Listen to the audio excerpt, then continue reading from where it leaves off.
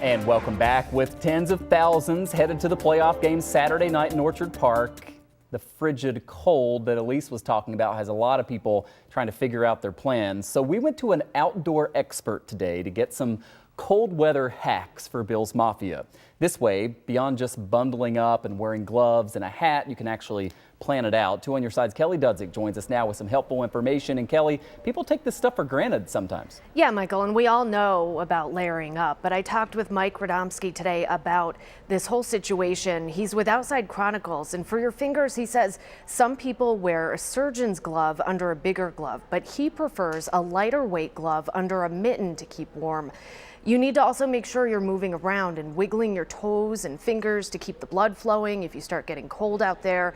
And if you feel tingling or burning, he says get inside right away to warm up. Mike also says if you're using hand warmers and feet warmers, don't wait until you get to the game to use them. My experience is you want to get those activated and working while you're still at warm temperatures, either in the car before you actually go out in the cold or at your house.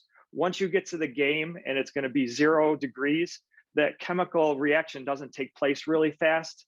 And it might be an hour before you actually feel warmth out of those chemical hand warmers, if at all.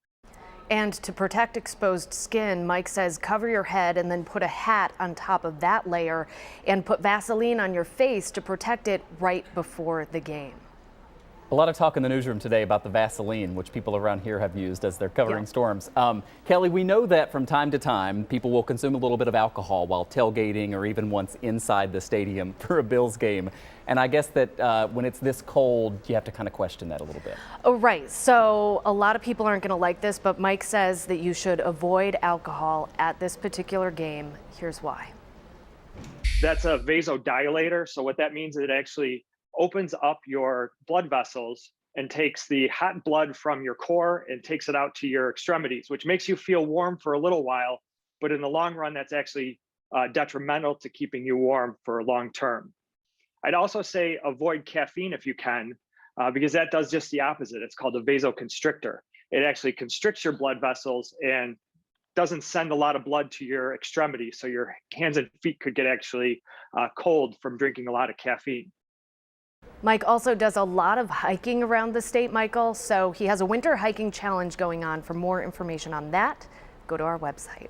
Yeah, it's definitely an interesting topic because you see the forecast and you're like, how in the world? We just hope we don't see too many shirtless people, you know, they're trying to make it on the camera. Right, yeah, that's probably not a good idea. Yeah, this is a whole different level of cold. Kelly, thank you.